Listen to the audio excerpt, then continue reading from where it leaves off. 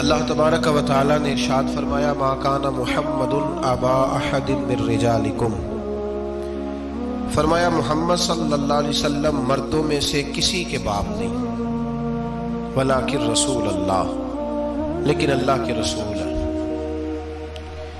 روحانی طور پر حضور کا درجہ باپ سے بھی زیادہ ہے، لیکن اللہ تبارک و تعالی نے اپنے حبیب پاک علیہ الصلاۃ والسلام کے کسی بھی صاحبزادے کو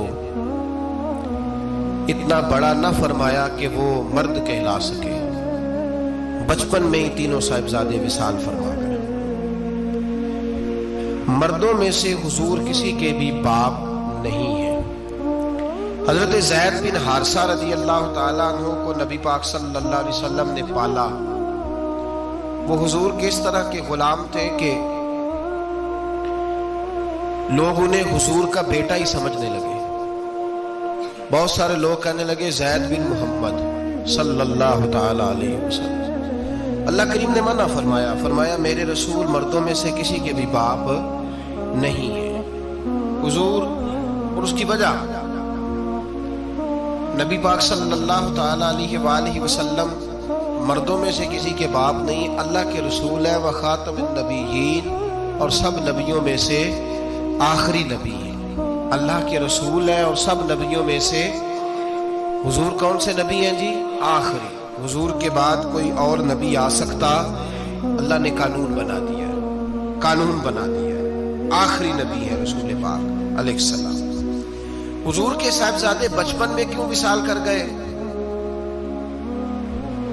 اس آزمائش سے نبی پاک علیہ السلام اس لیے گزرے کہ اللہ نے حضور کی ختم نبوت کے قانون کی حفاظت فرمانی تھی۔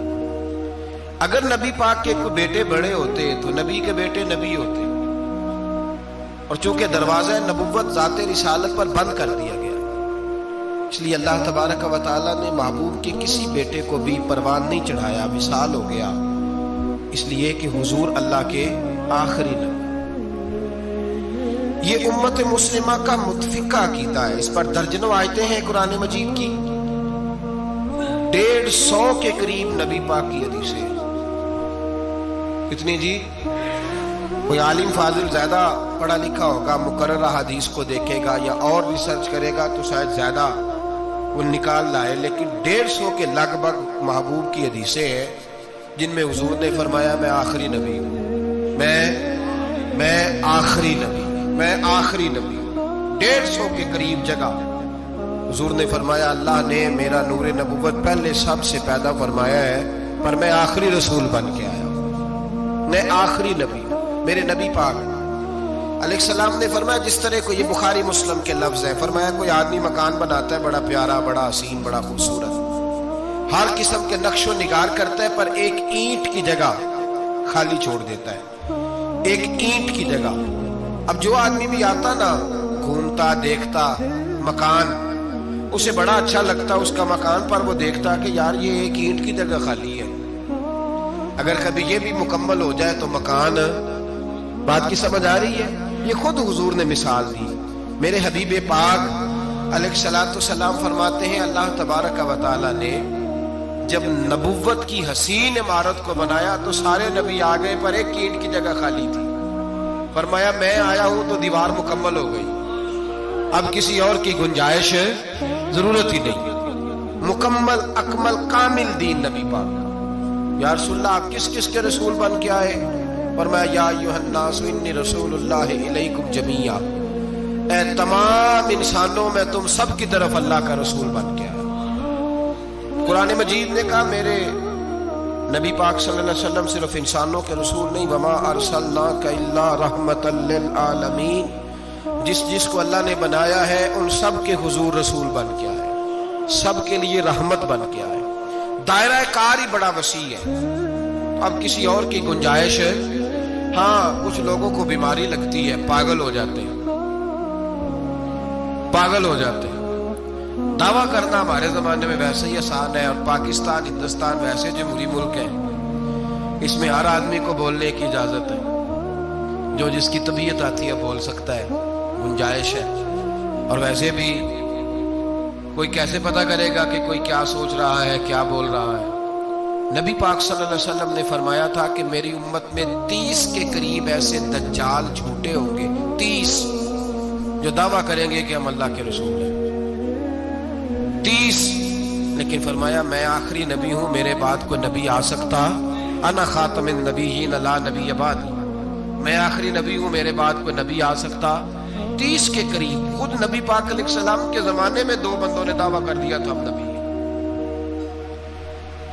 بہت سارے لوگوں نے دعویٰ کیا، اور 1 2 4 نہیں، ابھی چند مہینے پہلے ایک بندے کو پھر دورہ پڑا تھا، بعد میں اس کا معلومات کی تو پتہ چلا نفسیاتی مریض ہے بیچارہ، وہ بھی کہتا تھا میرے پاس وحی آتی ہے۔ بہت سارے لوگوں نے، لیکن ایک بندے نے ذرا منظم ہو کے دعویٰ کیا، اور خود چونکہ وہ انگریز کا وفادار تھا، تابع دار تھا، وہ کہتا تھا میرے آنے کے 2 مقصد ہیں، معاذ اللہ اپنے آپ کو نبی کہتا تھا۔ 2 مقصد ہیں، ایک کہتا تھا کہ جو انگریز حکومت کا وفادار نہیں وہ اللہ رسول کا وفادار نہیں، معاذ اللہ۔ پہلا اس کا آنے کا مقصد وہ بیان۔ دوسرا اس کا مقصد یہ تھا، وہ کہا کرتا تھا کہ دین سارا باقی ہے، موجود ہے، قرآن، حدیث، نماز، روزہ، حج، زکوٰۃ، میں معاذ اللہ نبی بن کے آیا ہوں تو صرف ایک کام کرنے آیا ہوں کہ جہاد کوئی نہیں، جہاد نہیں کرنی، کفر کے خلاف لڑنا۔ آپ کو پتہ تو چل گیا ہوگا میں کس کی بات کر رہا ہوں، مرزا غلام احمد قادیانی۔ اس کے ماننے والوں کو مرزئی بھی کہتے ہیں، احمدی بھی کہتے ہیں، قادیانی بھی کہتے ہیں۔ ایک ہوتا ہے کافر، ایک ہوتا ہے مرتد، ان دونوں میں فرق ہے۔ عیسائی، یہودی، سکھ، ہندو یہ کافر ہیں، ان کا اپنا عقیدہ ہے، ٹھیک ہے جو وہ کر رہے ہیں، اسلام کسی پر جبر کا حکم نہیں دیتا، موج کریں، لگے رہے، ہم انہیں دین کی دعوت دیں گے پر ان پر کوئی سختی نہیں کر سکتے۔ ایک مرتد ہوتا ہے جو لبادہ دین کا اڑتا ہے، اپنے آپ کو مسلمان کہتا ہے، قرآن والا کہتا ہے، اسلام والا کہتا ہے، لیکن دین میں رخنا ڈالتا ہے، نیا عقیدہ کرتا ہے، وہ مرتد ہے، اس پر سختی کرنے کا حکم ہے۔ مرزائیوں کی مصیبت یہ ہے کہ وہ کہتے ہیں جی ہم قرآن کو بھی مانتے ہیں، ہم اسلام کو بھی مانتے ہیں، ہم نبی پاک صلی اللہ علیہ وسلم کو بھی مانتے ہیں، بس آخری نبی نہیں مانتے،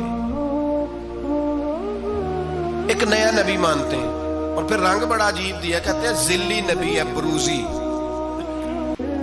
نوکھا فلسفہ سنے آپ حیران ہو جائیں گے۔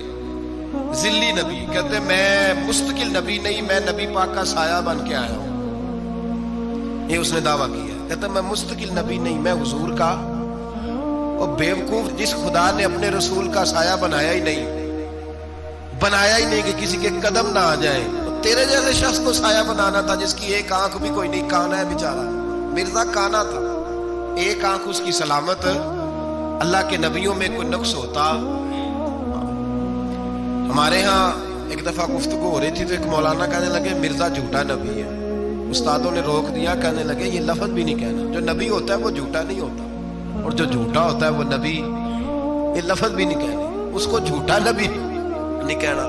کہا حضور پھر کیا کہیں؟ کہنے لگے چلو کانا شانا کہہ لیا کرو، اتنی گنجائش ہے، یہ تو لو 2 4 جملے ہیں، جیسا بیچارہ ہے تھا ویسا چلو کہہ لو، کانا شانا کہہ لیا کرو، اس کی اجازت ہے، لیکن یہ لفظ کہنے کی اجازت منظم سازش کی شخص نے، منظم، اور یہ رکی نہیں۔ ہماری یونیورسٹیوں کے اندر بہت سارے لیکچرار بھرتی کیے جاتے ہیں جو قادیانی ہیں، مرزائی ہیں، اور آپ حیران ہوں گے یہ بات سن کے کہ یورپ کا ویزا سب سے آسانی سے اس بندے کو ملتا ہے جو کہتا ہے جی میں مرزائی ہو گیا ہوں، مجھے پاکستان میں خطرہ ہے، فٹافٹ بلا لیتے ہیں۔ تمہاری ان کے ساتھ کیا رشتہ داری ہے جو تمہیں فٹافٹ بلاتے ہیں؟ بتاؤ کیا تعلق ہے جو تمہیں سپورٹ کرتے ہیں؟ مرزا غلام احمد قادیانی نے دعویٰ کیا، پہلے وہ کہنے لگا جی میں محدث ہوں، میں حدیثوں کی تشریح کرتا ہوں، پھر کہنے لگا میں مجدد ہوں، دین کی تجدید کروں گا، پھر آہستہ آہستہ کہنے لگا جی میں امام مہدی بن کے آیا ہوں۔ لوگ کٹھے ہونے لگے نا، ہمارے لوگ تو دعا کرانے پہ قائل ہو جاتے ہیں، ویسے بھی جو نئی مداری لگائے اس کے بندے جلدی قائل ہو جاتے ہیں۔ علامہ اقبال نے پنجابی کا، میں خود پنجابی ہوں لیکن اقبال نے پنجابی کا مزاج بیان کیا ہے، پنجابی کا مزاج، اقبال کہتے ہیں پنجابی کا مزاج ہے کہ تحقیق کا پھندا کوئی صیاد لگا دے، یہ شاخ نشیمن سے اترتا ہے بہت جلد۔ کہتے ہیں کوئی مداری دکھائے صحیح، اس کا کام ہے فٹافٹ پہنچ جانا۔ یہ مداریوں کا زمانہ ہے، جو اچھی مداری لگا لے، شور شار اچھا کرے، اس کے گرد لوگ جو کہے میں نے پھونک ماری تو بندہ چل پڑا، پھونک ماری تو گر گیا، پھر میں نے ایسے کیا تو ایسے ہو گیا۔ کوئی مداری دکھائے صحیح، مداری کا دور ہے۔ اس نے بھی مداری لگا لی، میں دعا کرتا ہوں تو فلانا صحیح ہو گیا، میں یہ کرتا ہوں تو کبھی محدث ہو گیا، کبھی وہ مجدد ہو گیا، پھر کہنے لگا میں امام مہدی۔ پھر اس نے تھوڑی ترقی کر لی تو کہنے لگا میں مسیح موعود ہوں، وہ جو حضرت عیسیٰ علیہ السلام نے دوبارہ پیدا ہونا تھا تو لہذا میں آ گیا ہوں، معاذ اللہ۔ پھر آہستہ آہستہ جب اس نے سمجھا نا کہ اب بندے تھوڑے پکے ہو گئے ہیں جو میرے ساتھ ہیں، پھر کہنے لگا نہیں میں ذلی نبی ہوں، بروزی، میں سایہ بن کے آیا ہوں۔ مرزا غلام محمد قادیانی پشت پناہی اس کو انگریز کی حاصل تھی۔ کسی شخصی جب حکومتیں سپورٹ کرتی ہیں پھر اس کا آگے بڑھنا بڑا آسان ہو جاتا ہے۔ اس کی انگریز نے مکمل پشت پناہی کی۔ اپنے بچوں کو سمجھائیں جو بات عرض کر رہا ہوں، ہمارے اپنے شہروں میں جو معروف سکول ہیں ان کے اندر ایسے ٹیچر بھرتی ہونے لگے ہیں جو قادیانی اور مرزئی ہیں، جو گندے نظریات کے حامل ہو، جو طرح طرح کی، آپ کو نہیں پتا، ہمیں تو شوق ہی بڑا ہے نا، بچہ ایف ایس سی کرے صحیح، جائے جدھر مرضی، بی ایس سی کرے بس وہ، اور بڑی جلدی لوگ مائل اور قائل ہوتے ہیں۔ ایک صاحب مجھے کہنے لگے جی اب تو سائنس بھی ماننے لگی ہے اسلام کی ساری باتوں کو، تو میں کیا مانے چاہے نہ مانے، سائنس کے ماننے سے کوئی فرق پڑتا؟ نہیں مانتی سائنس تو نہ مانے، کیا اس میں حرج ہے؟ ایک حکیم صاحب بڑے پرانے بڑے سیانے کہنے لگا جی میں 2-3 امراض کا علاج کرتا ہوں، اس میں ایک کھانسی بھی ہے، چند قطرے شراب کے ڈال کے میں دوائی بناتا ہوں، بندہ ٹھیک ہو جاتا ہے۔ میں نے کہا آپ کا دماغ ٹھیک نہیں، میرے نبی پاک صلی اللہ علیہ وسلم نے جس چیز کو گند کہا ہے اس میں کبھی شفا ہو سکتی، سارا زمانہ بھی کہے کہ ٹھیک ہو جائے گا تو اس میں شفا ہو سکتی، جو پیشاب سے زیادہ پلید ہے اس میں بھی کبھی شفا ہو سکتی ہے۔ تو سائنس مانے، حکمت جو مرضی کہے۔ ڈاکٹر روز کہتے ہیں کزن میرج سے مسائل بنتے ہیں، قریبی رشتہ داروں میں شادی کرنے سے۔ رسول پاک علیہ الصلوۃ والسلام نے سگے چچا کے بیٹے کے ساتھ حضرت فاطمہ کا نکاح کیا۔ اگر مسائل بن سکتے ہوتے تو رسول پاک کبھی یہ کام کر سکتے؟ سوال ہی پیدا نہیں ہوتا۔ روز ڈاکٹر کہتا ہے آپ پتہ کرنے جائیں بیماری کہاں سے لگ گئی، آپ کے خاندان میں تو کسی کو نہیں تھی، فلانے کو تو نہیں تھی، سسرال میں میکے میں۔ بھئی اللہ کے رسول نے فرمایا بیماری متعدی نہیں ہوتی، ایک کو دوسرے سے لگ سکتی، تو ساری دنیا کے ڈاکٹر کہیں بے شک ہماری طبیعت مان سکتی، ہم کوئی کچے نظریات کے لوگ ہی نہیں، یہاں تو بندے فٹافٹ ایسے ہو جی وہ سنا تھا اس نے کہا تھا، کیا مطلب ہے؟ ساڈے نبی دی زبان ساڈے واسطے قرآن، ساڈے نبی دی زبان ساڈے واسطے قرآن، ختم ہو گئی بات۔ جو مرضی کو کہتا، پھر عقیدہ مضبوط زبردست، ایک منٹ کے لیے بھی ہلنے کی ضرورت نہیں۔ مرزا صاحب نے دعوے کر دیے، لوگ کٹھے ہونے لگے، انگریز کی پشت بنائی تھی، اور اس نے سب سے پہلا اٹیک ان لوگوں پہ کیا جو سردار کہلاتے تھے، چودھری کہلاتے تھے، زمیندار تھے۔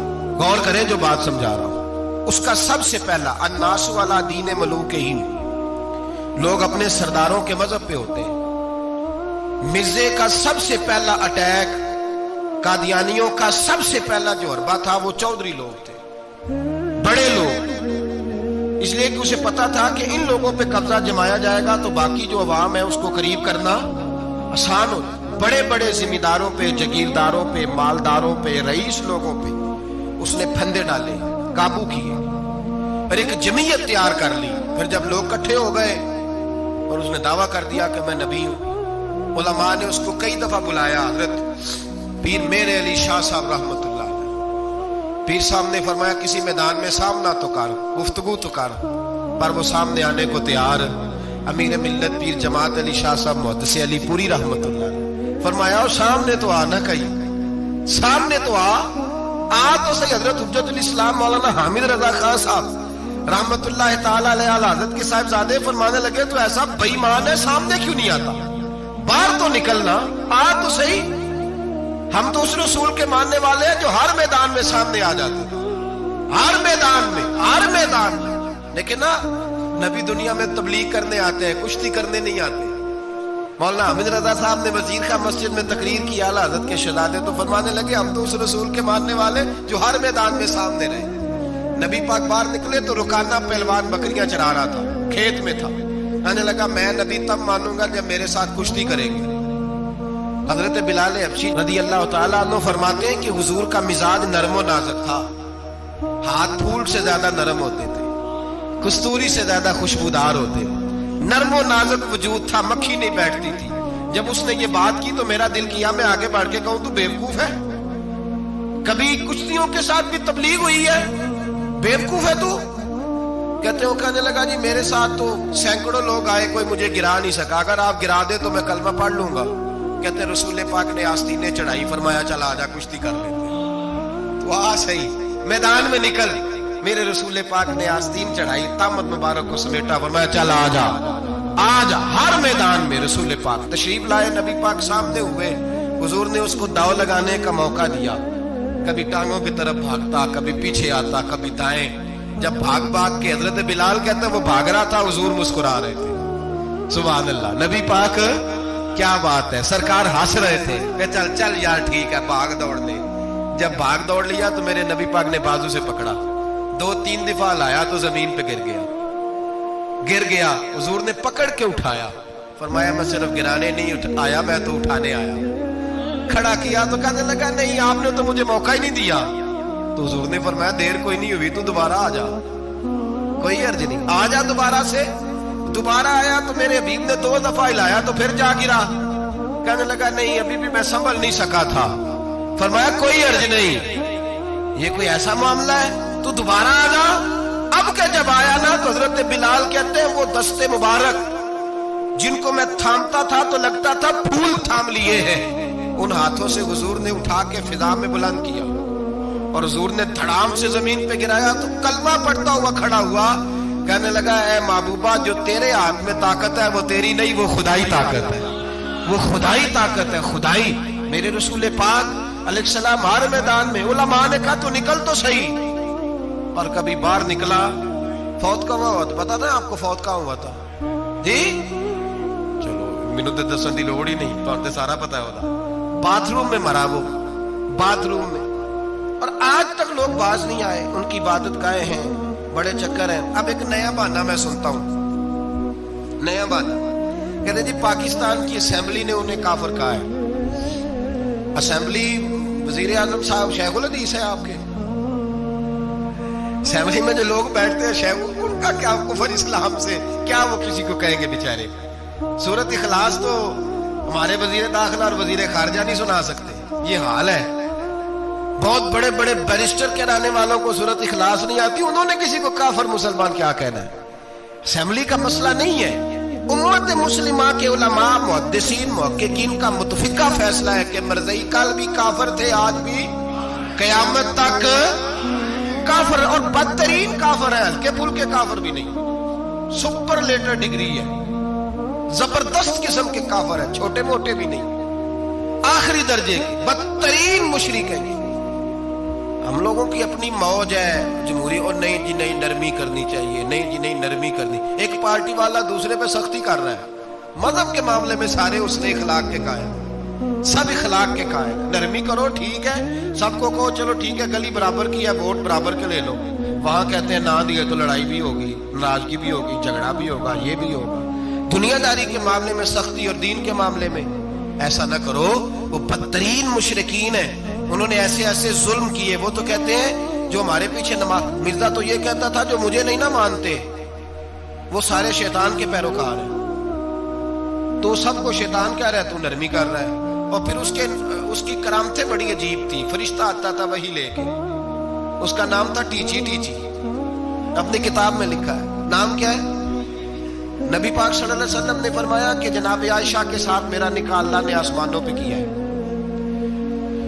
उसने हदीस पढ़ ली तो सवेरे उठी, उसने भी एक फतवा दिया। एक बीबी थी, नाम था मोहम्मदी बेगम, कहने लगा मेरा भी उसके साथ आसमानों पे निकाह हो गया है। फिर सारी जिंदगी मोहम्मदी बेगम की मिन्नतें ही करता रहा। उसने कहा मैंने नहीं करना तेरे बेईमान के साथ निकाह। कैसा आसमानों पे निकाह हुआ था, फिर जमीन पे हो सका।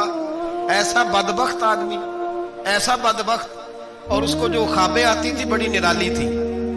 15 روپے کا ملازم تھا, وہ ماہانہ 15 روپے ملتے تھے, سیالکوٹ میں ملازمت کرتا تھا. جب یہ اس نے ڈھونگ اور ڈرامہ رچایا تو موجیں لگ گئی. میں نے کہا کہ مداری کوئی بھی کرے تو لوگ اکٹھے ہو جاتے ہیں, سیدھی سیدھی بات, صاف ستھری بات تو اتنی جلدی ہضم ہی نہیں نہ ہوتی لوگوں کو.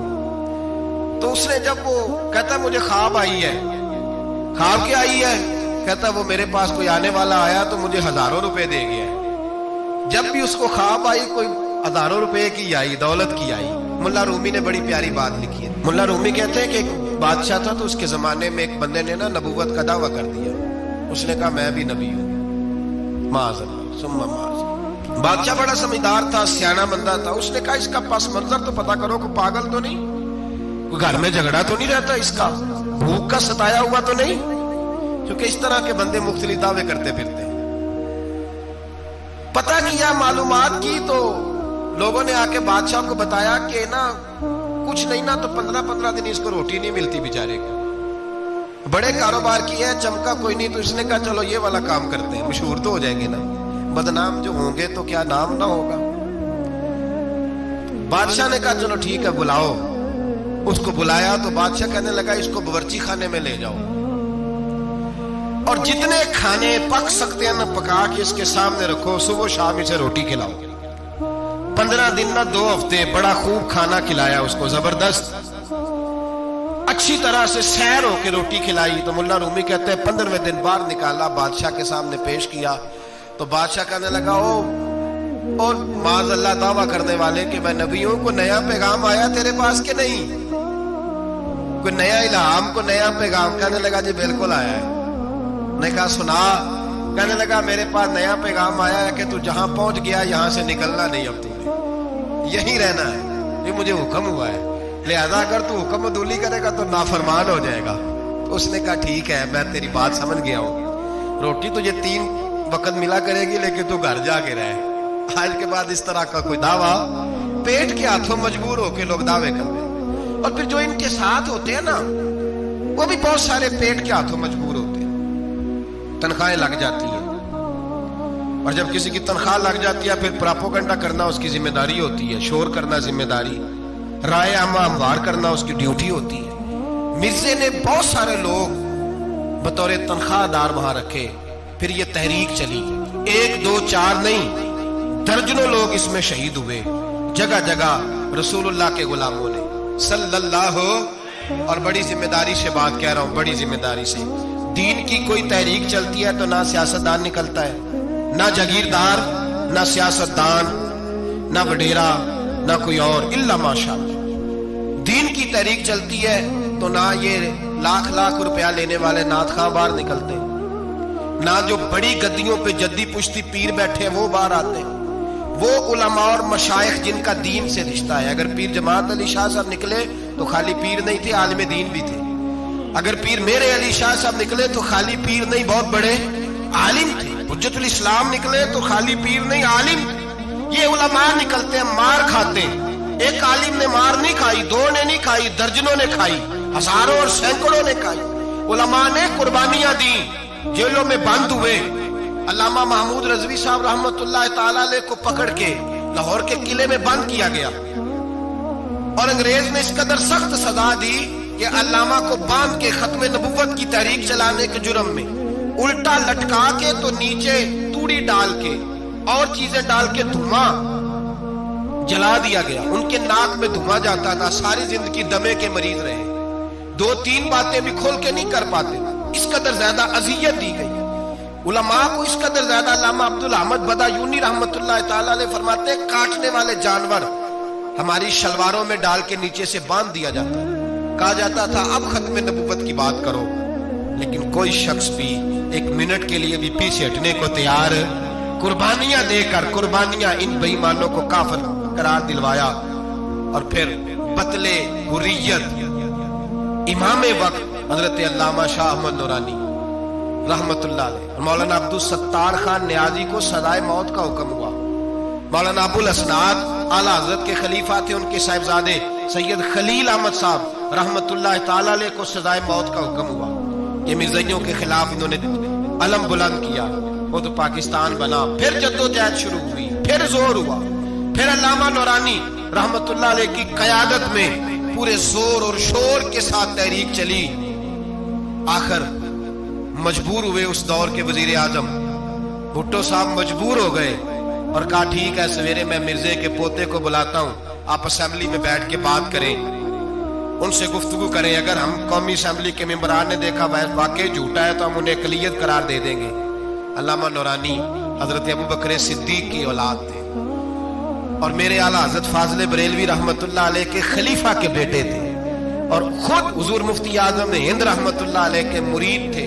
حضرت علامہ نورانی ساری زندگی ایسا لباس پہنتے تھے کہ اس کے اندر سلوٹ نظر نہیں آتی، امامہ اتنا حسین ہوتا تھا کہ دیکھنے کو دل کرتا تھا، اور گاڑی میں بہترین میں بیٹھتے تھے، لیکن مکان ساری زندگی کرائے کا رہا، کرائے کا۔ لوگ کہتے ہیں ملنے جاتے تھے سیڑھیوں سے اترتے تھے تو علامہ نورانی سیڑھیوں پہ بٹھا لیتے تھے، کہتے 2 ہی کمرے ہیں اور میں آپ کو بٹھا نہیں سکتا، گھر میں جگہ نہیں، تو کہا حضرت آپ اجلے تو بڑے نظر آتے ہیں، تو آپ فرماتے لباس دنیا کو دکھانے کے لیے پہنا ہے اور باقی تو سارا میرا معاملہ خدا رسول کے ساتھ ہے، میں جانوں اللہ رسول جانے، میں بھکاری بن کے نہیں جینا چاہتا، خودداری کے ساتھ وقت گزارنا چاہتا ہوں۔ علامہ نورانی کہتے ہیں جس رات صبح اسمبلی میں مناظرہ ہونا تھا تو میں سوچنے لگا آج رات کیا کروں، تو پھر مجھے خیال آیا میں نے وہی کرنا ہے جو بدر کی رات میرے مصطفیٰ نے کیا تھا۔ ساری رات میں مصلی پہ بیٹھا رہا، کہتے ہیں بس اونگ لگی تو بات بن گئی، آنکھ لگی تو بات بن گئی۔ کہتے ہیں سحری کا وقت ہوا تو دستک ہوئی دروازے پہ، 2-3 نادان دوست کہنے لگے آپ ہمارے گھر آئے، فرماتے میں ان کے گھر گیا، جب ان کے گھر پہنچا تو وہاں مرزئی اور قادیانی 10 کروڑ روپیہ بریف کیس میں بند کر کے لائے اور کہنے لگے مولانا یہ بیانہ ہے، بیانہ، یہ آپ بیانہ پکڑ لیں اور باقی پیسے بعد میں، سنا ہے مکان بھی کرائے کا ہے، سنا ہے آپ کے پاس کوئی پراپرٹی نہیں، یہ بیانہ لے لیں باقی بعد میں آئے گا۔ علامہ نورانی کہتے ہیں میں نے جب پیر کی ٹھوکر لگائی تو بریف کیس کھل گیا اور اس میں کروڑوں روپے بکھر گئے۔ مجھے کہنے لگے پیسے دیکھ کے تو آپ کو خیال آ گیا ہوگا کہ بچوں کے لیے بھی کچھ سوچنا ہے، پیچھے بھی پلٹ کے دیکھنا ہے۔ نورانی صاحب رحمت اللہ علیہ فرمانے لگے میں نے کہا ہاں میں وصول تو کر لیتا پر تم نے قیمت بڑی تھوڑی لگائی ہے، ایمان بیچنا اتنی تھوڑی قیمت، میری تو رات زیادہ قیمت لگ گئی ہے، بڑی زیادہ قیمت، میں تو بک گیا ہوں پہلے سے۔ کہنے لگے آپ کی کیا قیمت لگی ہے؟ فرمانے لگے رات میں درود پڑھتے پڑھتے سویا ہوں تو مدینے والے رسول کا دیدار نصیب ہوا ہے، اور نبی پاک نے تھپکی دے کے کہا فکر نہ کرنا میں تیرے ساتھ ہوں۔ تو کہنے لگے جس کی قیمت محمد عربی لگائے کوئی اسے خرید سکتا ہے؟ سویرے میدان لگے گا اسمبلی میں اور میں اسمبلی کے فلور پہ ثابت کروں گا تم کل بھی بے ایمان تھے، آج بھی بے ایمان ہو، قیامت تک تم بے ایمان ہی رہو گے، جتنا مرضی پڑھ جاؤ، لکھ جاؤ، جتنی مرضی بڑی عبادت گاہیں بنا لو، جتنا مرضی شور کر لو، اور جتنے مرضی کینیڈا اور امریکہ تمہارا ساتھ دے لے، ہمارے رسول آخری نبی ہے، حضور آخری نبی ہے، یہ امت کا متفقہ عقیدہ ہے، اس میں کسی کو رکھنا ڈالنے کی اجازت۔ آپ فرماتے ہیں سویرے وہ آیا، بڑے زور سے آیا، کبھی انگریزی بولتا کبھی کوئی بولی بولتا، لیکن احمد رضا کے دروازے کا ایک فقیر ایک بات ہی کرتا، وہ رضا کے نیزے کی مار ہے کہ عدو کے سینے میں غار ہے، کسے چارہ جوئی کا وار ہے کہ جو وار وار سے پار۔ کہتے ایک اور مولوی صاحب بھی آئے میرے ساتھ مناظرہ کرنے، ان کی اپنی کتاب سے نکل آیا کہ نبی پاک کے بعد آخری کوئی اور نبی آ جائے تو فرق نہیں پڑتا، اپنی کتاب سے، ان کے دارالعلوم بانی، دارالعلوم بنانے والے کی کتاب سے نکل آیا۔ تو مولوی وہ مرزا کہنے لگا تم نے بھی تو لکھا ہے، ہم نے کہا یہ بھی بے ایمان ہے، اعلیٰ حضرت کہہ چکے ہیں یہ کافر ہے، یہ بھی تمہاری طرح کا ہی ہے ظالم، لہذا اس کی بات کا کوئی اعتبار نہیں ہے، کافر قرار دے دیا گیا، کفر تو ہو گیا، اقلیت تو ہو گئی، لیکن وہ آج تک اپنی حرکتوں سے باز۔ ہمارے بچوں کو پتہ ہی نہیں یہ کتنے غلط ہیں، ہمیں خبر ہی نہیں کہ یہ کتنے برے ہیں۔ بھائی ایک صاحب سے میری ایک دفعہ بات ہوئی، چودھری صاحب تھے، گفتگو ہوئی تو کہنے لگے جی ختم نبوت نہیں مانتے تو ختم ہو گیا مسئلہ، اللہ ناراض ہو جائے گا، ختم نبوت نہیں مانتے تو اللہ ناراض ہو جائے گا۔ میں نے کہا جناب کے کتنے بچے ہیں؟ کہنے لگے 4، زمین کتنی؟ 20 کلے، کتنے آئے؟ بولیے. تو میں نے کہا کہ نیا بندہ آ کے کھڑا ہو جائے کہ میں بھی آپ کا بیٹا ہوں, تو آپ راضی ہیں؟ مثال دے رہا ہوں سمجھانے کے لیے, بلا مثال و بلا تشبیہ. آپ راضی ہو جائیں گے؟ بولے نہیں تو چپ کر کے آخنا چل کوئی نہیں, 4 گڑ رہے تھے 5 وڑ لینے, ہو جائے گا ایسا؟ عجیب بندے ہو. جو کام جو تمہارا بیٹا نہیں, جب تم اسے بیٹا ماننے کو تیار نہیں, تو جو اللہ کا نبی نہیں وہ میدان میں کھڑا ہو کہ میں بھی ہوں میں بھی ہوں میں بھی ہوں, تو یہ کس طرح قابل قبول بات ہے؟ اور ایک بھائی سگے بھائی کو جائیداد دینے کو تیار نہیں, تو ایک اور آ کے شامل ہو جائے کہ مجھے بھی شامل کر لو, چلو کوئی نہیں فرق پڑتا, اتنی زمین ہے آپ دیکھی, اتنی زمین ہے ابا جی کی, مجھے بھی شامل کر لو, تو لوگ تو قتل کر دیں گے کہ جب تو ہے نہیں تو ہمارا بھائی بنتا کیوں ہے؟ او خدا کے بندے, عجیب فلسفہ حیات ہے, عجیب زندگی ہے, فٹافٹ لوگ مان لیتے ہیں. سب لوگوں نے اپنی اپنی باتیں کی, سب نے اپنے اپنے دلائل دیے ختم نبوت پہ. ضرورت ہی نہیں تھی, جب حضور کہہ گئے جو بن سکتے تھے ان کو نبی پاک کہہ گئے, جو بن سکتے تھے جن میں صلاحیتیں تھی, حضور نے فرمایا علی تو میرے لیے اسی طرح ہے جس طرح موسیٰ کے لیے ہارون تھے. لیکن موسیٰ کے بھائی ہارون بھی نبی تھے, پر میرے بعد کو نبی ہو سکتا تو ہو اسی طرح جس طرح موسیٰ کے لیے ہارون, جن کے اندر خوبیاں پائی جاتی تھی. فرمایا ابو بکر میری ساری امت سے افضل ہے پر نبی نہیں ہے. میرے رسول پاک نے فرمایا عمر فاروق میں وہ ساری خوبیاں پائی جاتی ہیں جو ایک نبی میں. لو کان نبی بعد لکان عمر ابن خطاب, اگر کوئی میرے بعد نبی ہوتا تو خطاب کا بیٹا عمر ہوتا. جو ہو سکتے تھے جب وہ نہیں ہوئے, تو کانا شانہ اٹھ کے آ گیا ہے ادھر قادیان کا رہنے والا, اور تو کہتا ہے نہیں مجھے مان لو, چلو پورا نہ مانو, ذلی مان لو, بروزی مان لو, کوئی حیا ہونی چاہیے. بڑے بڑے سیانے بندے کو آج تک پتہ ہی نہیں کہ یہ ذلیل کتنے, ان کے اندر خباثت کتنی پائی جاتی ہے. میرے رسول پاک امت کے لوگوں نے اپنے اپنے دلائل دیے, نبی پاک کی امت نے اپنے اپنے. حضرت میاں محمد بخش صاحب رحمت اللہ علیہ ختم نبوت پہ بات کرنے لگے تو انہوں نے انوکھی بات ہی کر دی, انوکھی بات. ایک شخص ان سے کہنے لگا چل کے دیکھو تو صحیح, ملے تو صحیح. آپ فرمانے لگے دفع کرو, جنہ اندر عشق ہے رچیا اونا نہیں پج جانا, پاویں سونے ملن ہزارہ آسانی یار بٹوڑا. ہم نے دائیں بائیں دیکھنا ضرورت ہی نہیں, ہمارے رسول نے کوئی کمی چھوڑی نہیں. باقی آ رہے ہیں یہاں خیرات لینے, حضرت موسیٰ کہہ رہے ہیں اللہ اپنے آخری نبی کی امت میں شامل کر لے, تو ہمیں کیا ضرورت ہے پتہ بھی کرنے کی. اور سن لیں, یہ یاد رکھے بات, امام اعظم ابو حنیفہ رحمۃ اللہ علیہ فرماتے ہیں اگر کسی بندے نے دعویٰ کیا کہ میں نبی ہوں, دعویٰ کیا کہ میں نبی ہوں, اور سامنے والے نے اسے یہی کہہ دیا نا کہ اگر تو نبی ہے تو معجزہ دکھا, تو یہ کہنے والا بھی کافر ہو گیا. اس لیے کہ اس نے تو دلیل مانگ لیا, یہ تو تھوڑا سا متفق ہوا ہے. تماشا دیکھنے کے لیے بھی اگر کہا نا کہ اگر تو نبی ہے تو دلیل لا, کوئی معجزہ, تو یہ لفظ کہنے والا بھی بولیے دائرہ اسلام سے کیوں مانگی تو نے دلیل, کیا ضرورت پڑی تھی, کیوں تو نے ایسا کہا. اتنا متفق کا عقیدہ ہے کہ تو مانگ, تو یہ بھی نہیں کہہ سکتا کہ چل کچھ کر کے دکھا, یہ بھی تیرے لیے جائز ہے. صوفیاء کہتے ہیں تو نے سوچ کیسے لیا, طریقت کے اندر تو غیر کی مداخلت قابل قبول. اللہ نے توحید کا ہر جگہ خیال رکھا, رسالت کی وحدانیت کا ہر جگہ خیال رکھا. اللہ ایک, قرآن ایک, اسلام, نبی ایک, باپ, استاد, کوئی کسی قسم کی مداخلت کی ضرورت کیسے لوگ مداخلت کر لیتے ہیں. فٹافٹ حضرت پیر سید مہر علی شاہ صاحب گولڑوی رحمت اللہ, حضرت خواجہ شمس العارفین سیالوی رحمت اللہ علیہ کے پاس پڑھا کرتے تھے, تدریس ہوتی تھی. خواجہ صاحب کو بٹھا کے درس تصوف, درس قرآن, درس حدیث دیتے تھے. یوں بیٹھے ہیں, گفتگو ہو رہی ہے, پڑھایا جا رہا ہے. ایک بڑے نورانی چہرے والے خوبصورت بزرگ اندر آئے, بڑی تازگی, بڑا پیار, بڑی مٹھاس ان کے آنے میں. جب وہ آئے تو حضرت شمس العارفین اٹھ کے ملے, ماتھا چوما, پیار ہوا. 2-3 منٹ گفتگو ہوئی تو گفتگو میں بڑی نورانیت, بڑی خوبصورتی, بڑی رانائی, بڑی ٹھنڈک ملی دونوں بزرگوں کی ملاقات سے. چند لمحوں کے بعد, تھوڑی دیر گفتگو کے بعد وہ بزرگ اٹھے باہر نکل گئے. حضرت شمس العارفین مریدوں پہ نظر ڈالی, فرمانے لگے تمہیں پتہ ہے یہ کون تھا؟ شاگردوں جانتے ہو کون تھا؟ کہا حضور نہیں. فرمایا خضر علیہ السلام تھے, مجھ سے ملنے آتے اکثر, اور ابھی گلی میں ہوں گے, کسی نے ملنا ہے تو مل لو. دوڑ کے گئے سارے لوگ ملاقات کرنے، بھاگے گئے، پیر میر علی شاہ صاحب بیٹھے ہیں۔ آپ نے فرمایا میر علی تم نے نہیں ملنا؟ کہنے لگے حضور نہیں۔ فرمایا کیوں؟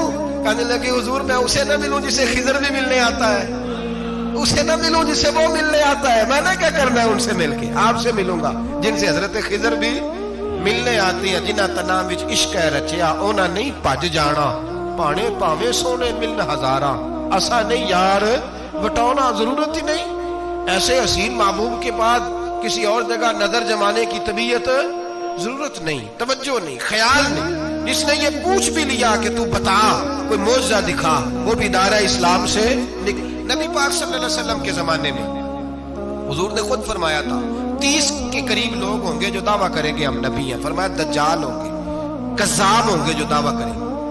ایک بندے نے تو حضور کی ظاہری حیات میں دعویٰ کر دیا، مسلمہ اس کا نام تھا، 150 سال کے قریب عمر پائی اس نے، اور بہت سارے اس کے ماننے والے اسی لیے ماننے لگے کہ عمر بڑی لمبی ہے۔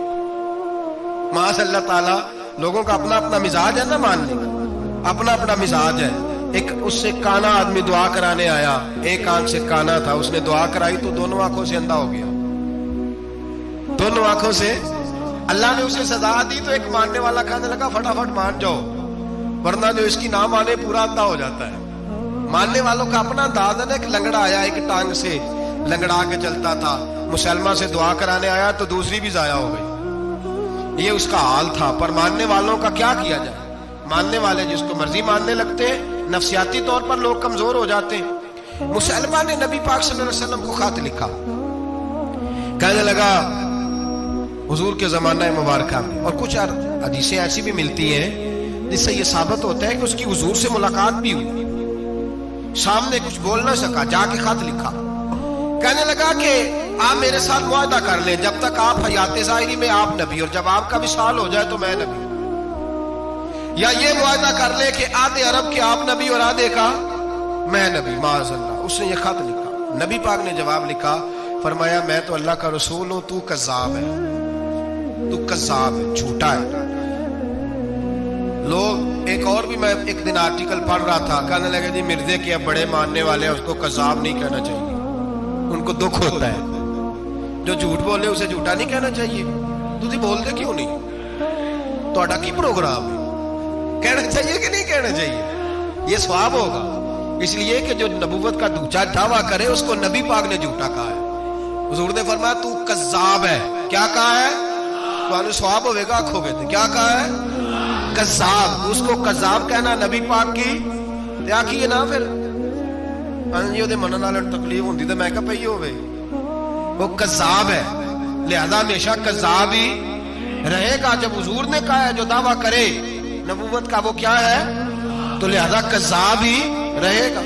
حضور نے لکھا کذاب، جب نبی پاک نے کذاب لکھا نا خط میں، کون لے کے جائے گا؟ اس کے دربار میں جانا ہے، حالات بڑے خطرناک ہیں، اس کے گرد بندے بھی ہیں، اور اس کے گھر جانا ہے، مشکل مرحلہ ہے۔ ایک صحابی تھے چھاپڑی فروش، سر کے اوپر رکھ کے نا ٹوکرا، تو مدینے کی گلیوں میں کھجورے بیچتے، 11-12 بچوں کے باپ تھے۔ کون جائے گا؟ اور جسمانی طور پہ بھی کمزور تھے، فٹافٹ اٹھے، کھجور کھا رہے تھے، ہاتھ کھڑا کر کے کہا حضور کسی اور کی ڈیوٹی نہ لگانا، میں جاؤں گا۔ جب یہ لفظ کہے تو ان کے منہ سے کھجور کے ٹکڑے گرے صحابہ کے چہروں پر۔ ایک صحابی کہنے لگے پہلے کھجور تو کھا لے، بڑی تجھے جلدی ہے بولنے کی، کھا تو لے۔ کہنے لگے اگر میرے کھاتے کھاتے ڈیوٹی کسی اور کی لگ گئی تو، کسی اور کی لگ گئی تو کیا کروں گا، جلدی ہے مجھے۔ حضور سید عالم صلی اللہ علیہ وسلم نے نا اپنا نیزہ دیا، گھوڑا دیا، فرمایا ذرا ڈٹ کے جانا، اس کے گھر جانا ہے۔ کہا محبوبہ فکر ہی نہ کرے، فکر نہ کرے۔ صحابہ کہتے ہیں اس طرح وہ نکلا جیسے کوئی جرنیل نکلتا ہے، اس کا انداز ہی بدل گیا، اس کے طور طریقے ہی بدل گئے، وہ یوں نکلے جیسے کوئی بڑا دلیر آدمی جا۔ حضور نے بھیجا ہے نا، نبی پاک نے بھیجا ہے نا، انداز ہی بدل گئے، طریقے ہی بدل گئے۔ مسلمہ کے دربار میں گئے، وہاں ایک شخص جو بعد میں مسلمان ہوا، وہ بتلاتا ہے کہ جب حضرت حبیب بن زید پہنچے نا تو نیزہ ہاتھ میں تھا، زور سے گاڑا جا کے اس کے دربار میں، زور سے گاڑ دیا زمین پہ۔ مسلمان نظر کون ہو؟ آپ فرمانے لگے تجھے چہرہ دیکھ کے نہیں پتا چلا میں رسول اللہ کا نوکر ہوں؟ ہمارے تو چہرے بتاتے ہیں ہم رسول والے، ہمارے تو چہرے بتاتے ہیں نبی پاک والے، تجھے پتا نہیں چلا کون ہوں؟ कैसे आए हो? फरमाया ये तेरे खत का जवाब लाया हूं। बादशाहों का तरीका ये था कि खत खुद नहीं पढ़ते थे, साथ एक बंदा खड़ा होता था, वो खत पढ़ता था। मुसलमान ने उसको खत दिया, पढ़ो। जब उसने खत पढ़ा तो लिखा था तू कज़्ज़ाब है। अब सब ने सुन लिया, अकेले में होता तो चलो बात और थी, सुन लिया सब ने, आग बगोला हो गया, आंखें सुर्ख हो गई, जलाल बरसाने लगा। अब और तो कुछ ना हुआ, सामने हजरत अबीब खड़े थे, उठा तलवार लेके कहने लगा तेरे नबी ने मुझे कज़्ज़ाब कहा है, तेरा क्या ख्याल है? मानने लगे ख्याल वाली बात ही कोई नहीं, जिसे नबी पाक कज़्ज़ाब कहे वो होता ही कज़्ज़ाब है, जिसे हुजूर झूठा कहे वो होता ही। फरमाया तू 7 समुद्रों का पानी भी बहा दे तो तेरा झूठ धुल सकता, तू है ही झूठा, जिसे हुजूर ने झूठा कह दिया वो झूठा है, झूठा है। कहने लगा पीछे पलट के देख, सारे मेरे पहरेदार हैं, मेरे सिपाही हैं, तलवारें, नेज़े, खंजर, तीर सारे मेरे मारने वाले। क्या लफ्ज है, क्या हुस्न है, क्या तवानाई है। हजरत अबीब बिन ज़ैद फरमाने लगे मेरे 12 बच्चे हैं, उनमें से कुछ ऐसे हैं जो दूध पीते हैं, कुछ ऐसे हैं जो अभी चल नहीं पाए। मैं जब रसूलुल्लाह का पैगाम लेके निकला था तो मैंने पलट के बच्चे नहीं देखे, तो तेरे पहरेदार कैसे देख? जो चीज मजबूर करती है, बांध लेती है, वो नहीं जब मैंने देखी तो मैं तेरे पहरेदार देखो। जो जी में आता है कर, गुलामाने मोहम्मद जान देने से नहीं डरते, ये सर कट जाए या रह जाए कुछ परवाह नहीं करते। फरमाया उनको नहीं देखा जिनको देखना चाहिए था, तुझे देखो। मैं अक्सर कहता हूँ कट लग जाए ना हाथ पे तो नमाजें रह जाती हैं, जमातें छूट जाती हैं, तबीयतें बिगड़ जाती हैं, मुश्किल होता है, तकलीफ आए तो संभलना। यहाँ हल्का सा बिच्छू आके काटे तो शोर हो जाएगा, जुमे में लोग उठेंगे, अल्लाह मजमा बिखरेगा, ओ बिच्छू आ गया, हालात बिगड़ जाए। छिपकली पैरों पे गिरे तो लोग उठ दौड़ते हैं। हजरत अबीब बिन ज़ैद अंसारी खड़े थे, उंगली नहीं, हाथ नहीं, काट नहीं लगा। मुसलमान उठा, उसने जोर से तलवार मारी, बाजू कट के गिर गया, फवारा निकला खून का। ओ भाई बिच्छू काटे तो संभलना मुश्किल, जरा तसव्वुर करो हाथ कट गया। हजरत अबीब बिन ज़ैद खड़े, कहने लगा अब तेरा क्या ख्याल है? आप फरमाने लगे तू बड़ा बेवकूफ है, हमें आजमाता है, हमें तो बदर से लेकर ओहद तक सारी दुनिया आजमा चुकी है, हमें आजमाता है, अभी भी ख्याल पूछता है। फरमाया मेरा ख्याल वही है जो मेरे रसूल ने फरमा दिया, ख्याल वही है जो नबी पाक ने कह दिया। फिर तलवार मारी, दूसरा हाथ कट गया। जरा सोचना, गौर करना, टांग टूटी नहीं, हड्डी नहीं टूटी, मांस नहीं उखड़ा, हाथ कट के गिरा, 2 हाथ गिर गए, जमीन पे गिरे। हजरत हबीब कहने लगा मैं तुझे कत्ल कर दूंगा, बाज आ जा।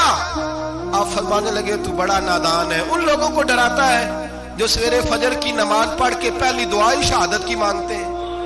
हमें डराता है जो सोते वक्त इल्तिजा करते अल्लाह बिस्तर पे मौत ना देना, मैदान में देना। तू हमें डरा रहा है, चल जो होता है कर ले।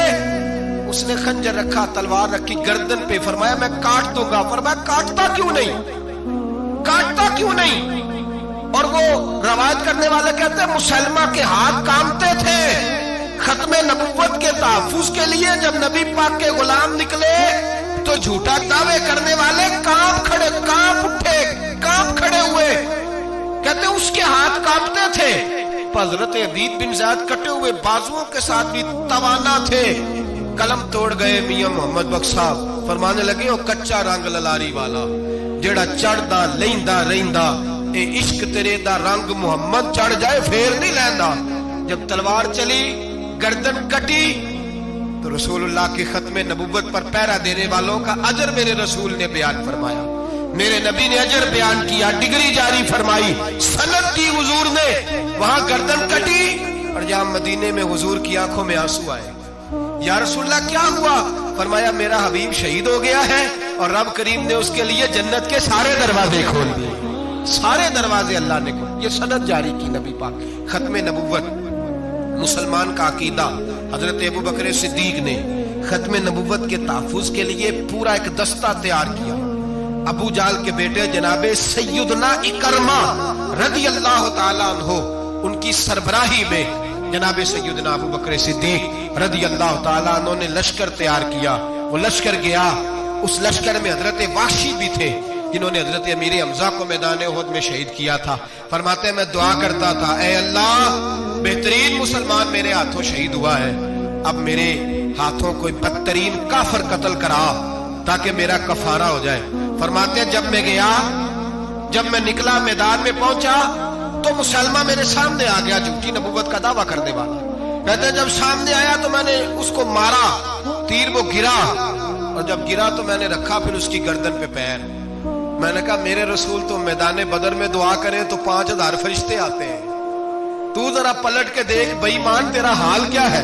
فرماتے ہیں میرے قدموں کے نیچے، میں نے کہا تو میرے نبی سے مقابلہ کرنے چلا تھا؟ میں رسول اللہ کا ادنا غلام، نہ بدری ہوں، نہ اشرا مبشرہ میں سے ہوں، نہ میں خلفائے راشدین میں سے ہوں، پر ہوں رسول کا غلام، الصحابی کالنجوم میں شامل ہوں۔ فرماتے میں نے گردن کاٹی اور اللہ نے مجھے موقع دیا۔ حضرت امیر حمزہ اگر میرے ہاتھوں شہید ہوئے تھے تو نبی پاک کا بدترین دشمن بھی میرے ہاتھوں قتل ہوا۔ ختم نبوت کا تحفظ ہر دور میں ہر جگہ صحابہ کرتے رہے۔ ہم بچوں کو کچھ نہیں سکھا پا، ہمارے بچے لابلد ہیں دینی تعلیمات سے، ہم یہ شعور دے کے بھیجتے ہی نہیں کہ بیٹا جو اس طرح کی ذرا بھی بات کرے اس کا ذکر کرنا بتانا۔ قادیانی، مرزائی، کسی جگہ یہ اپنے آپ کو احمدی کہتے ہیں، کسی جگہ کوئی اور روپ دھارتے ہیں۔ ایک ان کا گروپ اب لاہوری کہلاتا ہے، وہ کہتا ہے جی ہم اسے سارا کچھ مانتے ہیں پر نبی نہیں مانتے۔ ہم نے کہا تم بھی تو بے ایمان ہو نا، کافر کو تو مان رہے ہو نا، چاہے مجدد بھی مانو مفسر بھی مانو، مان تو ایک بے ایمان کو رہے ہو نا، کافر کو کافر ماننا ضروری ہے۔ اللہ نے کہا کل یا ایھا الکافرون، اللہ نے کافر کو کافر کہا ہے تو کافر کو کافر ماننا یہ ضروریات دین کا حصہ ہے۔ تو لہٰذا اپنی اولادوں کو، نسلوں کو، آنے والے طبقات بالخصوص کالجز میں، یونیورسٹیز میں اور ان جگہوں پہ جو لوگ تعلیم حاصل کرنے جاتے ہیں ان بچوں کو خاص کر کے سمجھائیں، ان پر خاص دھیان دیں، توجہ کریں کہ وہ بچے ان چیزوں سے باز آئیں، پرہیز کریں۔ میں نے کہا کہ ایک بہت بڑا طبقہ، اور پھر ایک اور بہت بڑی تکلیف کی بات یہ ہے ہماری حکومتیں یہ خیال نہیں کرتی کہ کوئی بند باندھا جائے، کوئی ایسا صورت بنائی جائے، کوئی جو ہے وہ ایسی ترتیب لگائی جائے کہ جو لیکچرار آئے یا سرکاری عہدے پہ کوئی شخص آئے اس کی جان پھٹک کی جائے، وہ کون ہے، اس کا عقیدہ کیا ہے، وہ کس نظریے کا ہے۔ ہمارے یہاں کوئی ایسا اندازہ نہیں، اس لیے یہ مرتد، یہ کفار، یہ برے لوگ پھیلتے چلے جا رہے ہیں۔ اپنی صفوں کے اندر ان لوگوں کو تلاش کریں۔ اور پھر ایک اور بات یاد رکھیں، کفر سے جب بیزاری ہوتی ہے نا، ان لوگوں کو احساس ہوتا ہے کہ ہم غلط ہیں، ہمارے ساتھ اظہار بیزاری ہے۔ ان لوگوں سے جو اظہار بیزاری کیا جاتا ہے اس کا مطلب یہ ہے کہ ان کو احساس ہو کہ ہم غلط ہیں، اور بہت سارے لوگ بس ایسے ہی ان کے پیچھے لگ گئے بلا وجہ، دیکھا دیکھی، دوستوں کی وجہ سے، ان کو پتہ ہی نہیں کہ یہ کتنے برے ہیں۔ اللہ کی بارگاہ میں یہ دعا کرتے ہیں کہ اللہ تعالیٰ ہماری آنے والی نسلوں کو ان برے اثرات سے محفوظ رکھے، اور اللہ تبارک و تعالیٰ ہمیں حضور کے ختم نبوت کے عقیدے پر پختگی عطا فرمائے۔